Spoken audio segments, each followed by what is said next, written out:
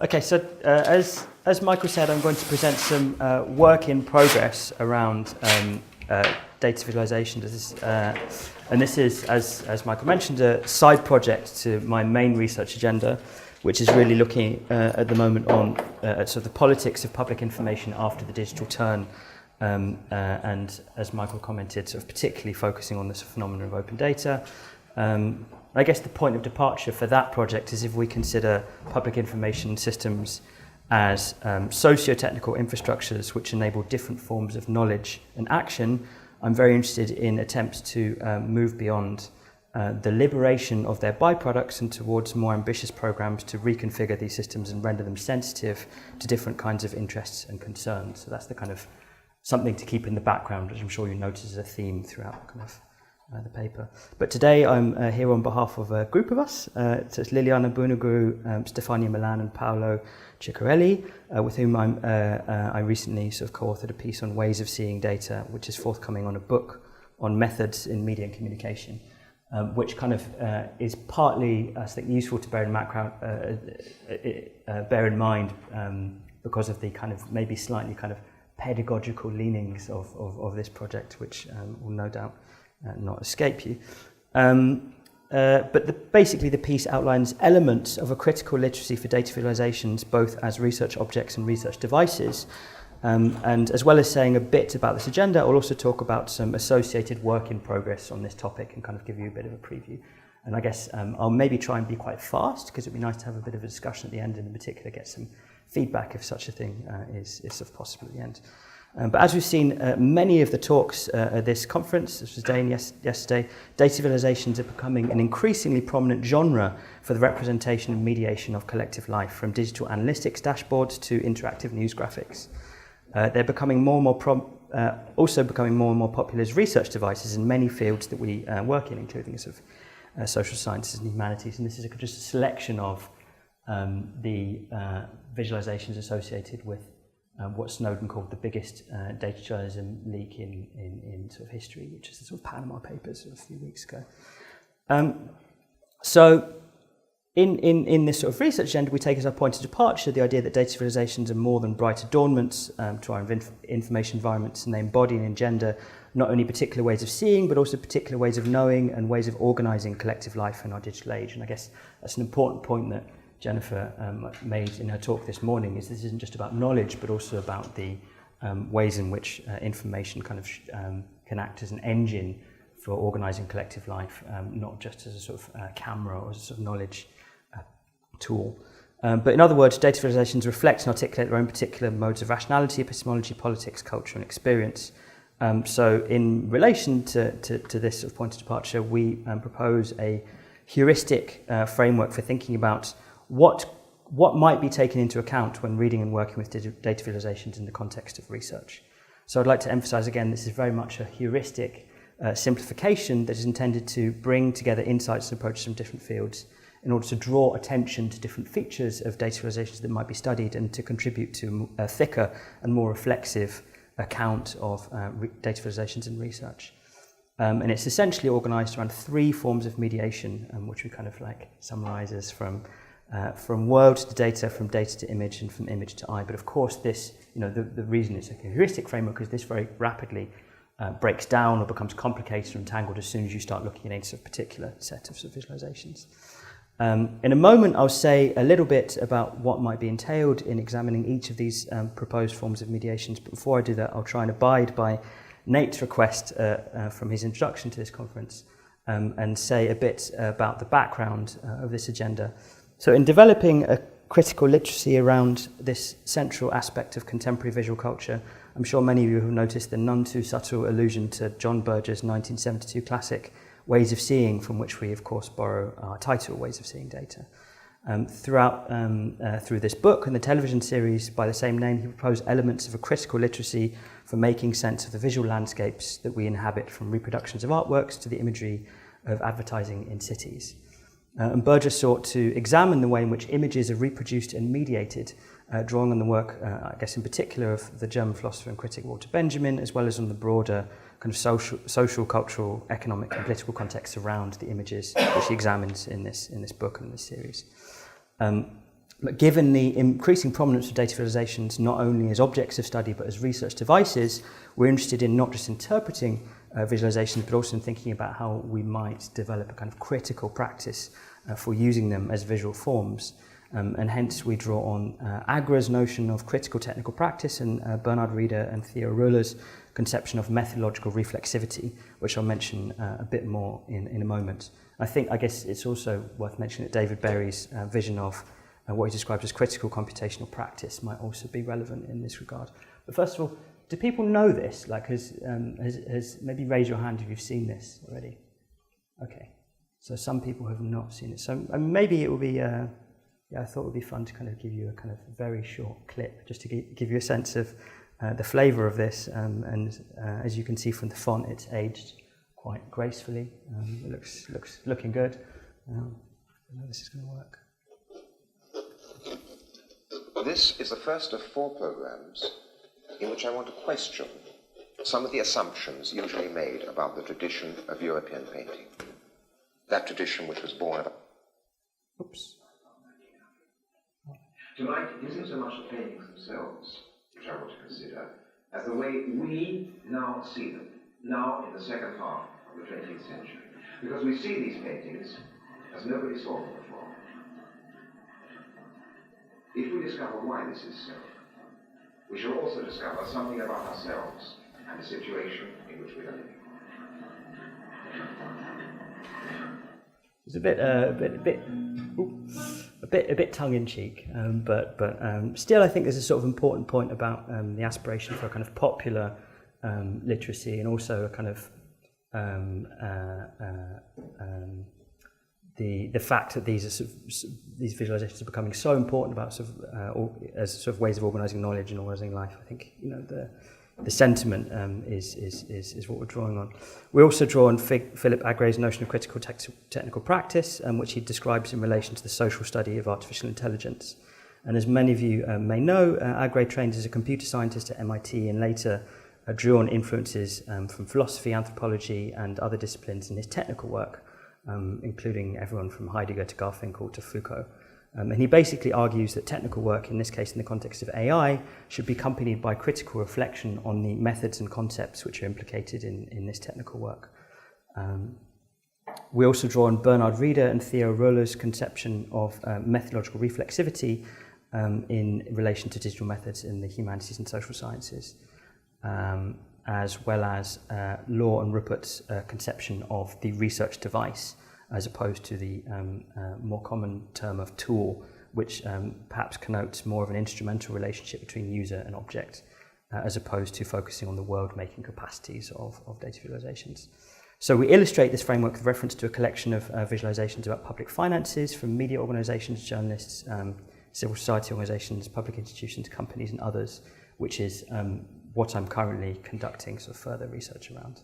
So as Tufte notes in his book, The Visual Display of Quantitative Information, there is a long tradition of graphical representation of public finances, such as this example of from the 18th century from William Playfair.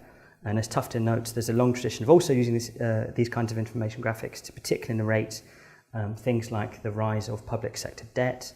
Again, so there's another theme to this 19th century graphic looking at sort of the rise of sort of public debt in the US, and this is something that I'll return to a bit later. So moving back to the 3 forms of mediation, the first is from data to world, and I guess this is slightly in sort of contrast to many classic works of information visualization, which really focus on how data is translated into graphical form, and Tufte and many others kind of advocate this notion of graphical integrity, suggesting that we should tell the truth about data and let the data speak for itself. And this is also reflected in kind of a lot of the obviously sort of practitioner literature around this topic over the last several decades. With the first form of mediation, we draw attention to how data infrastructures provide the conditions of possibility for the production of visual knowledge about public finances. And here we consider the ways in which the making of data shapes the making of visual knowledge through visualizations. This requires the study of how the data used in visualizations is generated and how this process inscribes itself in the knowledge production process of data visualizations. So this is also drawing on another forthcoming paper on this topic of data infrastructure literacy, where we take data infrastructure to designate socio-technical systems implicating the creation, processing and distribution of data, which includes all kinds of elements from standards bodies to software systems, administrative procedures, committees, consultancy processes and many other things. And of course here we're drawing on a sort of program of research from science and technology studies to trace the politics embedded in these systems, in particular Starr and Bowker's conception of infrastructure ethnography. So this tradition suggests many ways in which we might unpick and unpack data visualizations and the data infrastructures which are implicated in their creation. I'll talk a little bit about how we have begun to think about some of these different questions that you might ask in relation to how data infrastructures foreground and render visible or draw attention to different aspects of collective life. So very practically, there's just a few sort of things that we've been doing as part of this kind of research in the making around this topic. We've been looking at different kinds of sourcing practices and different practices of citing information in the sort of collection of projects that we're looking at. And this ranges from, you can see this sort of so this is a kind of traditional sort of journalistic convention of putting the source in the bottom left-hand corner, but also now, in terms of the research you can do, you also start to see more elaborate data sources being published alongside the article. So here's an example from The Guardian where they give an accompanying spreadsheet which lists a separate source URL for every figure that's used in sort of data visualization. And of course, transparency is increasingly becoming a value in journalism, and there's all kinds of attempts to render sort of journalistic methods sort of transparent and accountable in all kinds of ways by publishing kind of a source code of information graphics, or this is an example of a kind of methodology section that accompanies an investigation that ProPublica did on some work on compensatory payments from tobacco companies to US states, which gives a kind of walkthrough about how they obtain the data and the cash flow models they used and so on, which is great as a researcher on this kind of thing. The other thing that we've been looking at is how GitHub can be used to trace transformations in the source code of software which is mediating this information, but also looking at the data selection processes and the ways in which sort of data is acquired and so on. So I'll skip ahead. Another thing is obviously the sort of selection and combination of data sets which are used to emphasize and de-emphasize different aspects of fiscal policy. These processes of decontextualization and recontextualization are central to many data visualizations. I was going to show you something from David McCandless, which many of you may have seen, but maybe I'll kind of continue talking over the top of this, which is basically that these processes of decontextualization and recontextualization are central to rendering phenomena commensurable, comparable, quantifiable, orderable, and calculable in different ways. So here you see David is kind of drawing fiscal data points from many different sources in order to make comparisons between spending and debt, and I think the sort of big one that's about to come in a minute is the global cost of the credit crisis, which dwarfs all these other little things.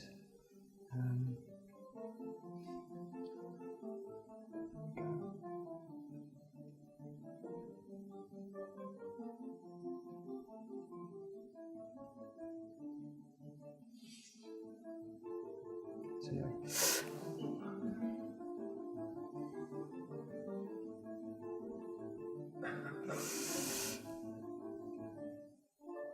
But so, of course, these kinds of projects depend on all kinds of contingent institutions and practices of classification, categorization, standardization, and public sector accounting, which underpin the creation of this data. And I've just, one of the things that we've started to look into quite a lot is things like this. This is called the Classification of Functions of Government standard, which is developed by the OECD and housed at the UN Statistics Division, which is widely used to enable comparisons between different national sort of budgeting processes. And as you can see, there's a whole kind of range of different standards which are used, and this is a kind of brief comparison of these different standards which draw attention to different kinds of concerns in relation to fiscal policy. These standards processes also reflect different kinds of commensuration activities which are implicated in the creation of architectures for the transnational coordination of public sector finances and the reconfiguration of state. So here's another kind of example of these what are called financial management information systems, which the World Bank has a program dedicated to promoting, and it currently has, I think, 133 different investment lending projects in this area. And this sort of stated objective is to improve the strategic allocation of resources, to promote growth and to reduce poverty, to increase operational efficiency, to minimise waste and align spending with revenues, and to promote fiscal discipline, to improve the credibility of budget. And of course, this sort of ties in with kind of things like investment and the creation of new markets. So, needless to say, the socio-technical systems which are implicated in the creation of information on public finances in turn inform deliberation about fiscal policy in some quite important ways, reflecting different kinds of ideals, rationales and political economic conceptions about the management of public finances, as highlighted in this nice little diagram from the World Bank, showing the transition from conventional budgeting to what it calls public expenditure management, with different kinds of conceptions of sort of like shift from compliance to performance and so on. I think one of the things that we just want to highlight was the ways in which these infrastructures might be configured differently in response to different kinds of sets of concerns. So this is just one example, which I thought was a kind of nice illustration of this by a couple of researchers who interviewed civil society organisations in Africa about their interests around fiscal policy and derived a kind of different set of indicators and looked at the extent to which these indicators could be addressed by the systems which exist. And of course, many of them could not in many countries. So the second form of mediation is a much more familiar one, looking at how visualizations transform information into graphical form. And while Tufte and others place significant emphasis on graphical integrity, of course, there's a lot more than sort of accuracy, fidelity that one can study, such as how data visualizations articulate space, time, quantity, categories, and relationships. So hence we might ask, for example, how the data is mediated into graphical form, and here there's a lot of work that you can draw on kind of software studies, which is partly what we're doing in relation to sort of some of these software repositories on GitHub and elsewhere. How do they guide our attention towards different aspects of data and in our case, kind of fiscal policy, and so on. So I'll just kind of whiz through some very different examples of how the same what sort of Jacques Bertin describes as a kind of retinal variable so the same retinal form is used, so in this case the bubble, which has become very popular in many different kinds of visual depictions of public finance. So the final one, I think I've got a minute left. Yeah, perfect. The final form of mediation, our heuristic framework, is how the image is mediated socially, culturally and historically, and the different contingent ways of seeing data which are engendered in data visualizations. So rather than seeing visual forms as neutral instruments for making evidence visible, or as Tufte puts it, instruments for the reasoning about quantitative information, we can also study their genealogies, aesthetics and epistemological affordances to situate them in relation to other ideals and practices. And here there's a huge amount of work that we're interested in sort of drawing on from what Martin Jay calls sort of the oculocentrism of the Occidental sort of tradition, to Dalston Gallison's work on development of different conceptions of objectivity, through to, as Roxana alluded to earlier, Johanna Drucker's excellent work in the sort of book Graphesis to critically study visuality from a humanistic perspective, to denaturalize the increasing familiar interface that has become so habitual in daily use. Also, Orit Halpern's work has got a lot of, I think that came up this morning in at least one or two of the talks and yesterday as well, looking at how we can denaturalize and historically situate different ideals and practices of data visualization. And hence, in this regard, I mean, I'll just sort of mention one last thing. We've been looking at how what Tufte's values of efficiency and parsimony and maximizing what he calls the data ink ratio and eliminating chart junk reflects what Gallison has studied in terms of the relationship between Aufbau and Bauhaus and conceptions of excellence in art, architecture and prose, in looking at the relationship between architectural modernism and this project that underpins things like Otto Neurath's Isotype Institute for the visualization of public information earlier in the 20th century, and how many of those kinds of values are drawn on in contemporary data visualization practices. So yeah, that's kind of very briefly a kind of summary of what we're doing. But the point, of course, is to as visualization tools and practices become more and more ubiquitous, we want to contribute towards not only the development of kind of critical hermeneutics about data visualizations, but also self-reflexive practice about how these kinds of forms might be reconfigured and reused. And experimentation in this direction could be informed by things like Manovich's call for non-reductive visualizations, humanistic interfaces, feminist data visualization, inventive methods, and critical analytics, as well as, of course, the work of Nate, Anna, and their colleagues here at Warwick on interrogating and rethinking dashboards. I'll finish there.